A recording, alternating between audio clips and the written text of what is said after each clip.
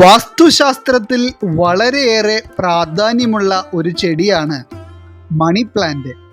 നാം എല്ലാവരും തന്നെ മണി പ്ലാന്റ് എന്ന ചെടി വീടുകളിലൊക്കെ നട്ടു വളർത്തുവാനും അവ നല്ല രീതിയിലൊന്ന് വളർന്നു കിട്ടുവാനുമൊക്കെ അത്രത്തോളം ആഗ്രഹിക്കുന്നവരാണ്. വാസ്തുവിൽ ധനവുമായി വളരെയധികം ബന്ധം വച്ചു പുലർത്തുന്ന ഒരു ചെടി ആയതിനാൽ തന്നെ ഈ ഒരു ചെടി നമ്മുടെ വീടുകളിൽ നട്ടു വളർത്തുമ്പോൾ വളരെയേറെ ശ്രദ്ധിക്കേണ്ട ചില കാര്യങ്ങളുമുണ്ട്. മാത്രമല്ല, മണി പ്ലാന്റ് നട്ടു വളർത്തുന്നതിനോടൊപ്പം തന്നെ നാം വീടുകളിൽ ചില ചെടികൾ നട്ടുപിടിപ്പിച്ചിട്ടുണ്ടെങ്കിൽ വീട്ടിലേക്ക് വരുന്ന ഗുണഫലങ്ങൾ ഇരട്ടിക്കുമെന്നുള്ളതാണ് വാസ്തവം.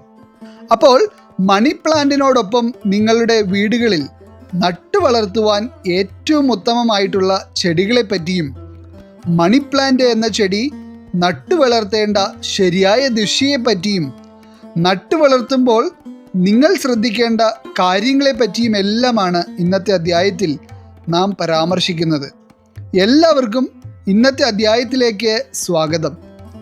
ഇതിൽ ആദ്യം തന്നെ പല ആളുകളും അറിവില്ലായ്മ കൊണ്ട് ചെയ്യുന്നതും എന്നാൽ ഒരു കാരണവശാലും നിങ്ങൾ ചെയ്യുവാൻ പാടില്ലാത്തതുമായ മണി പ്ലാന്റുമായി സംബന്ധിച്ചുള്ള ചില കാര്യങ്ങളെ പറ്റി പറയാം. ഇതിൽ പ്രധാനമായി പറയേണ്ടത്, പല ആളുകളും മണി പ്ലാന്റ് എന്ന ചെടി പ്രിയപ്പെട്ടവരുടെ വീടുകളിൽ നിന്നും അല്ല എന്നുണ്ടെങ്കിൽ പരിചയക്കാരുടെ വീടുകളിൽ നിന്നുമൊക്കെ വാങ്ങിച്ചു കൊണ്ടുവന്ന് വീടുകളിൽ നട്ടുവയ്ക്കുവാറുണ്ട്. ഇപ്രകാരം നിങ്ങൾ മണി പ്ലാന്റ് വാങ്ങിക്കൊണ്ടുവരുമ്പോൾ അത് ഒരു സ്നേഹത്തിൻ്റെയും പരിചയത്തിൻ്റെയും ഒക്കെ പുറത്താണ് നിങ്ങൾ വാങ്ങിക്കൊണ്ടുവരുന്നത്. എന്നാൽ പണം കൊടുത്ത് അല്ലാതെ മണി പ്ലാന്റ് മറ്റൊരു സ്ഥലത്ത് നിന്ന് വാങ്ങി നിങ്ങളുടെ വീട്ടിൽ കൊണ്ടുവന്ന് നട്ടുവയ്ക്കുന്നത് വാസ്തുപരമായി ദോഷത്തിനിടയാക്കുന്ന ഒരു കാര്യമാണ്. അപ്പോൾ നിങ്ങൾ മനസ്സിലാക്കിയിരിക്കേണ്ട ഒരു വസ്തുത എന്ന് പറയുന്നത്, നിങ്ങൾ മണി പ്ലാന്റ് കടയിൽ നിന്ന് വാങ്ങിയാലും അതല്ല മറ്റ് സുഹൃത്തുക്കളിൽ നിന്നോ പരിചയക്കാരിൽ നിന്നോ വാങ്ങിയാലും പണം കൊടുത്ത് മാത്രം വാങ്ങിക്കൊണ്ടുവന്ന് വീട്ടിൽ നട്ടുവെക്കുവാൻ ശ്രമിക്കുക. ഇനി സുഹൃത്തുക്കളിൽ നിന്നോ ബന്ധുക്കളിൽ നിന്നോ ഒക്കെ വാങ്ങുമ്പോൾ നിങ്ങൾക്ക് പണം കൊടുത്ത് വാങ്ങുവാൻ ബുദ്ധിമുട്ടുണ്ട് എന്നുണ്ടെങ്കിൽ 1-2 രൂപയെങ്കിലും അവരുടെ കയ്യിൽ കൊടുത്തതിന് ശേഷം ഇപ്രകാരം ഒരു കാരണമുണ്ട് എന്ന് വ്യക്തമാക്കി തന്നെ വാങ്ങാവുന്നതാണ്. ഇനി രണ്ടാമതായി, മണി പ്ലാന്റുകൾ വീടുകളിൽ കൊണ്ടുവന്ന് നട്ടുവയ്ക്കുമ്പോൾ പലരും ചെയ്യുന്ന ഒരു തെറ്റാണ് മണി പ്ലാന്റ് വീട്ടിലെ കിടപ്പ് മുറിയിൽ കൊണ്ടുവന്ന് വെക്കുക എന്നുള്ളത്. ചെറിയ കുപ്പികളിലൊക്കെയായി കിടപ്പ് മുറിയിലെ ജനലിൻ്റെ അരികിലും ചെറിയ മേശകളിലുമൊക്കെ വയ്ക്കുമ്പോൾ കാണുവാൻ ഭംഗിയാണെങ്കിലും വാസ്തുശാസ്ത്രമനുസരിച്ചാണ് നിങ്ങൾ ഇത് ചെയ്യുന്നതെങ്കിൽ നിങ്ങൾക്ക് ഇത് ഗുണത്തിന് പകരം ദോഷകരമായിട്ടുള്ള ഫലങ്ങളായിരിക്കും നൽകുന്നത്. സാമ്പത്തികമായിട്ടുള്ള ഉന്നമനത്തിന് വേണ്ടിയും നിങ്ങളുടെ വീട്ടിലേക്ക് സമ്പത്ത് വരുന്നതിന് വേണ്ടിയുമാണ് നിങ്ങൾ മണി പ്ലാന്റ് വീടുകളിൽ നട്ടു വളർത്തുന്നതെങ്കിൽ തീർച്ചയായും നിങ്ങൾ അതിൻ്റേതായ ദിശ അനുസരിച്ച് മാത്രമേ മണി പ്ലാന്റ് നടുവാൻ പാടുള്ളൂ. അല്ലാതെ എവിടെയെങ്കിലും കൊണ്ടുപോയി നട്ടു വളർത്തുവാൻ പറ്റുന്ന ഒരു ചെടിയല്ല ഈ മണി പ്ലാന്റ് എന്ന് പറയുന്നത്. അപ്പോൾ വാസ്തുശാസ്ത്രമനുസരിച്ച് നിങ്ങളുടെ വീട്ടിലെ ധനവരവ് അധികരിക്കുവാനും സാമ്പത്തികമായ ബുദ്ധിമുട്ടുകളൊക്കെ അകന്ന് ആ വീട്ടിലേക്ക് എല്ലാവിധ സമ്പത്തും സമൃദ്ധിയും നിറഞ്ഞു നിൽക്കുവാനുമൊക്കെയായി നിങ്ങൾ മണി പ്ലാന്റ് നട്ടു വളർത്തേണ്ട ഏറ്റവും ഉത്തമമായ ദിശ എന്ന് പറയുന്നത് വീടിൻ്റെ വടക്ക് ഭാഗത്തോ അതല്ല എന്നുണ്ടെങ്കിൽ വീടിൻ്റെ തെക്ക് കിഴക്കേ മൂലയ്ക്കോ ആണ്. അതുപോലെ തന്നെ വടക്ക് ദിശയിലും വടക്ക് പടിഞ്ഞാറ് ദിശയിലുമൊക്കെ മണി പ്ലാന്റ് നടുന്നതിൽ ഒരു തെറ്റുമില്ല. അത് നിങ്ങളുടെ ഭവനങ്ങളിലേക്ക് ശുഭകരമായ ഫലങ്ങൾ തന്നെയായിരിക്കും നൽകുന്നത്. എന്നാൽ ഒരു കാരണവശാലും നിങ്ങളുടെ വീടിൻ്റെ വടക്ക് കിഴക്ക് ദിശയിൽ മണി പ്ലാന്റ് നടുവാൻ പാടുള്ളതല്ല.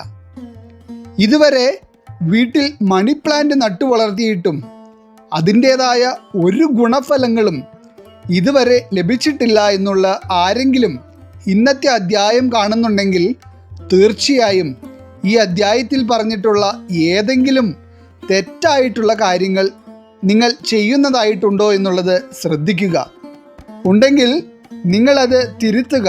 അപ്പോൾ അതിൻ്റേതായ ഗുണകരമായ ഫലങ്ങൾ നിങ്ങളുടെ വീട്ടിലേക്കും ലഭിച്ചു തുടങ്ങും. ഇനി ചില വീടുകൾ എടുത്തു നോക്കിയാൽ ആ വീടിൻ്റെ അടുക്കള വരുന്നത് തെക്ക് കിഴക്കേ മൂലയിലായിരിക്കും. അങ്ങനെ തെക്ക് കിഴക്കേ മൂലയിൽ അടുക്കള വരുന്ന വീടുകളാണ് എന്നുണ്ടെങ്കിൽ ആ അടുക്കളയിൽ ഒരു ചെറിയ കുപ്പിയിലായി മണി പ്ലാന്റുകൾ നട്ടുപിടിപ്പിക്കുന്നതും അവയെ നല്ല രീതിയിൽ പരിപാലിക്കുന്നതുമൊക്കെ ആ വീട്ടിലേക്ക് ധനവരവ് വളരെയധികം അധികരിക്കുവാനും ഇടയാക്കുന്ന ഒരു കാര്യമാണ്. ഇപ്രകാരം നിങ്ങൾ ചെയ്തിട്ടുണ്ടെങ്കിൽ ദാരിദ്ര്യം എന്തെന്ന് പോലും അറിയാത്ത രീതിയിൽ സമൃദ്ധമായിരിക്കും ആ വീടും ആ വീട്ടിലുള്ള എല്ലാവരുടെയും സാമ്പത്തിക സ്ഥിതിയും എന്നുള്ളത് ഉറപ്പാണ്. ഇനി പറയുവാൻ പോകുന്നത് മണി പ്ലാന്റിനോടൊപ്പം നിങ്ങളുടെ വീടുകളിൽ നിങ്ങൾ നട്ടു വളർത്തേണ്ട ചെടികളെ പറ്റിയാണ്. നിങ്ങളുടെ വീട്ടിൽ വടക്ക് വശത്ത് മണി പ്ലാന്റ് നട്ടു വളർത്തിയതിനു ശേഷം വീടിൻ്റെ തെക്ക് കിഴക്കേ മൂലയിൽ മണി പ്ലാന്റിൻ്റെ അതേ ഇനത്തിൽ വരുന്ന ഒരു ചൈനീസ് മണി പ്ലാന്റും ജെയ്ഡ് മണി പ്ലാന്റും നട്ടു വളർത്തുക.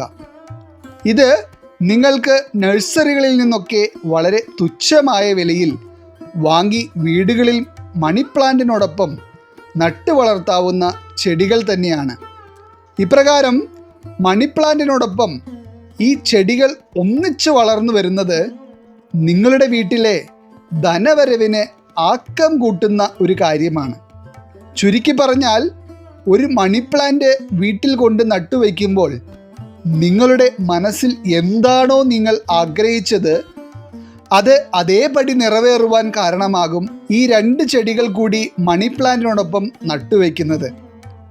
അതുപോലെ തന്നെ ഞാൻ മുൻപ് പറഞ്ഞിരുന്നു, മണി പ്ലാന്റ് നട്ടുവയ്ക്കുമ്പോൾ അവയുടെ ദിശ നോക്കാതെ എവിടെയെങ്കിലും കൊണ്ടുപോയി നട്ടുവയ്ക്കുവാൻ പാടില്ല എന്നുള്ളത്.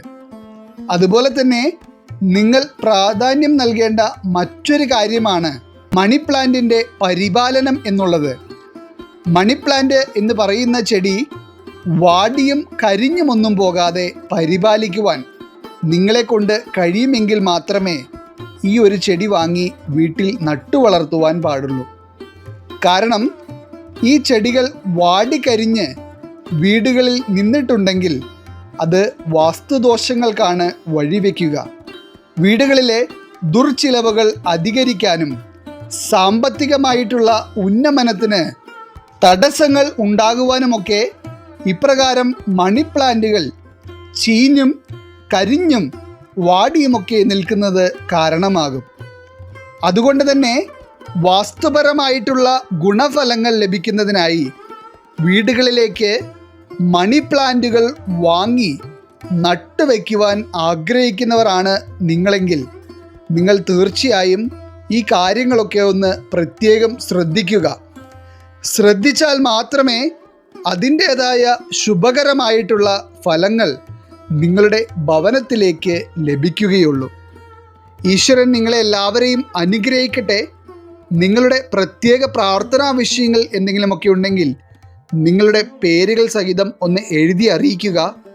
നാം നമ്മുടെ പ്രാർത്ഥനകളിലും പ്രത്യേക പൂജകളിലും നിങ്ങളുടെ പേരുകൾ സഹിതം ഉൾപ്പെടുത്തുന്നതായിരിക്കും. എല്ലാവർക്കും നന്ദി, നമസ്കാരം.